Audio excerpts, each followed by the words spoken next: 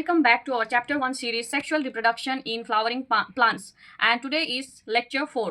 तो पिछले क्लास में हमने फ्लावर का बेसिक स्ट्रक्चर समझा था। हमने जाना था कि फ्लावर के मेल और फीमेल रिप्रोडक्टिव पार्ट्स कौन से होते हैं, स्टेमन, pistol, stigma, style, ovary, anther, filament, petal, sepal. ठीक है, हमने सबको डिटेल में थोड़ा थोड़ा समझा था।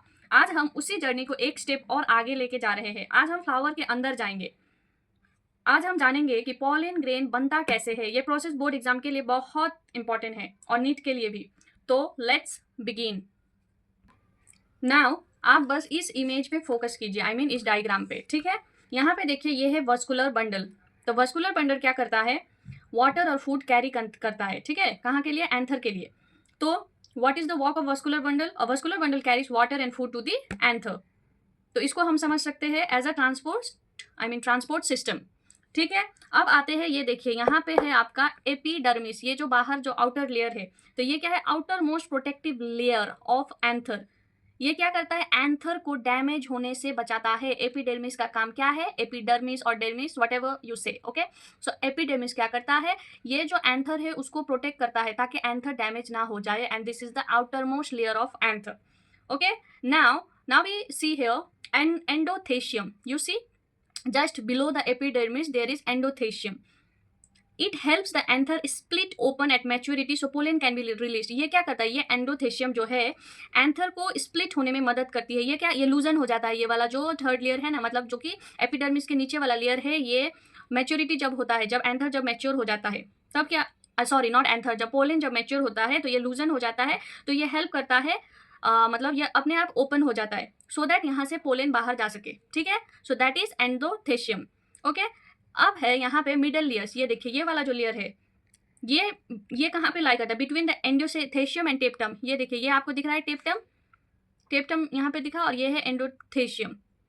तो ये लाई करता है यहाँ पे, ये है middle layers. They provide support during development and later degenerate. ये डेवलपमेंट जब होती है तब हेल्प करती है, और बाद में जाके ये व्हाट वी से मिडल लेयर कहाँ है, टेप्टम और एंडोथेशियम के बीच में है मिडल लेयर्स। ठीक है, ये डेवलपमेंट में हेल्प करती है, लेटर में जाके ये क्या होती है, ये डिजेनरेट हो जाती है। ठीक है, अब टेप्टम क्या है, टेप्टम यहाँ पे जो है इनर मोस्ट लेयर है। ठीक है, इनर मोस्ट लेयर है, मतलब ये वाला जो अंदर वाला पार्ट होता है एंथर का, जो सैक होता है, पोलन सैक होता है अंदर वाला, तो वो क्या है, the inner most layer around the pollen sac. ये पोलन सैक है, इसके अंदर का जो लेयर है उसको हम कहते हैं टेप्टम। ये क्या करते हैं, पोलन ग्रेन को हेल्प करती है डेवलप होते, जब वो डेवलपिंग पोलन ग्रेन होते हैं उन्हें नरिश करते हैं, तो it nourishes the developing pollen grains. ठीक है, अब इसको सोच लो कि ये एक फूड सप्लायर है। उसको नरिश करना मतलब क्या, उसको फूड प्रोवाइड करना। आप प्रोवाइड करोगे कुछ खाना पीना, तब ही जाके वो मैच्योर होगा ना। तो उसको सोचो कि टेप्टम क्या है, फूड सप्लायर है। ओके, वो डेवलपिंग पोलन ग्रेन को क्या करता है, नरिश करता है, और वो इनर मोस्ट लेयर है किसका, पोलन सैक के अंदर का। ठीक है, अब पोलन सैक को हम माइक्रोस्पोरेंजियम भी बोलते हैं। ये जो पोलन सैक है इसको हम कहते हैं microsporangium. So micro is equal to small sporangium. ठीक है, तो पोलन सैक को हम माइक्रोस्पोरेंजियम भी कहते हैं।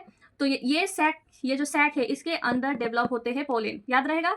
ठीक है, अब पोलन ग्रेन क्या है, the mature structure that carries the male reproductive cell. Pollen grain वो है, वो जब ग्रेन बन जाती है, that is a mature pollen grain.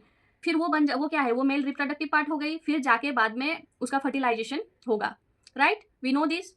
स्टेमन and pistil कहा था कि फिर मेल से फीमेल रिप्रोडक्टिव ऑर्गन में जाता है, फिर जाके वहाँ पे फर्टिलाइजेशन की प्रोसेस होती है। सो दैट इज पहले यहाँ पे डेवलप हो गई आपकी pollen grain, and then when it becomes mature होके क्या होता है, ये मेल रिप्रोडक्टिव पार्ट सेल्स में जाती है। तो वो कैसे जाती है, क्या जाती है, उसको हम फिर बाद में समझाएंगे। अभी इसको देखो, इस डायग्राम पे फोकस करो। ओके, अब आती है लोक्यूलर स्पेस एंड फ्लूइड।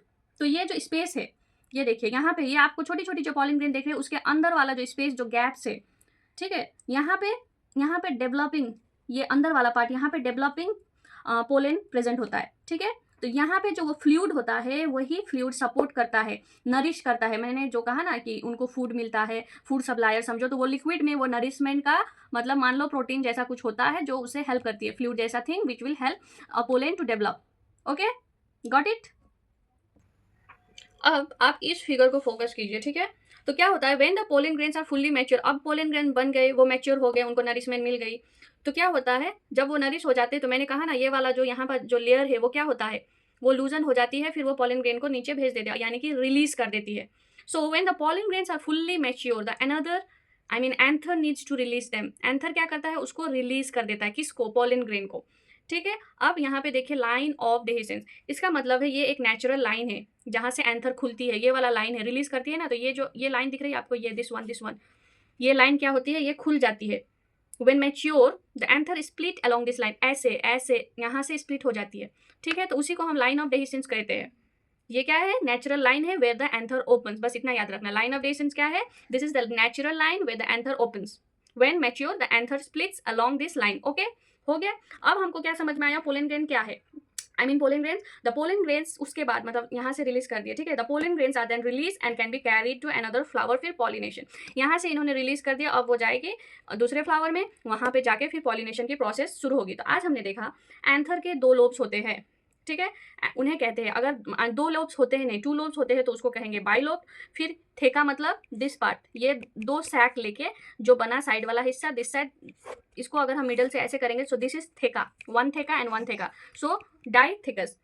और इसमें 4 माइक्रोस्पोरेंजिया है, 4, 1 2 3 4, ओके, 4 माइक्रोस्पोरेंजिया, तो उसको क्या कहते हैं, टेट्रास्पोरेंजिएट।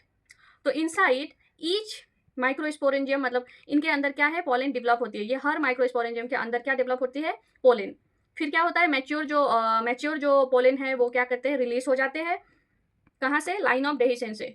समझ गए, बस इतना ही हमने आज पढ़ा। ओके, सो अगले क्लास में मैं अब पॉलिनेशन का प्रोसेस को अच्छे से समझाऊंगी। आज बस ये डायग्राम को समझा रही थी, क्योंकि ये वाला डायग्राम आता है जब सीबीएसई का, जब बोर्ड्स का एग्जाम होता है तो डायरेक्ट डायग्राम को पूछा जाता है। तो डायग्राम अगर हम थोड़ा बहुत भी समझ लेंगे तो वो काफ़ी रहेगा बोर्ड्स में बनाने के लिए। बहुत ही ईजी डायग्राम है, आप 1-2 बार ट्राई करोगे, हो जाओगे। और नाम भी याद करा दिए।